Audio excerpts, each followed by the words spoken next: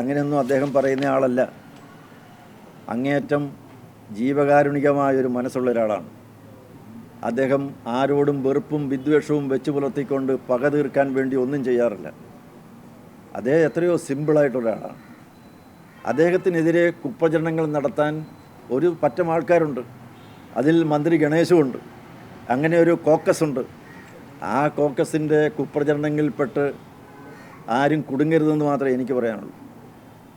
ഒരു അഭിനേതാവെന്നുള്ള നിലയ്ക്ക് വ്യക്തിമുദ്ര പതിപ്പിച്ച് ഈ സിനിമാ ചലച്ചിത്ര രംഗത്ത് ഏറ്റവും ഉന്നതമായ ഒരു നിലയിൽ അംഗീകാരം നേടിയിട്ടുള്ള ഒരാളാണ് അദ്ദേഹം. അതേ രാഷ്ട്രീയ രംഗത്തുമുണ്ട്.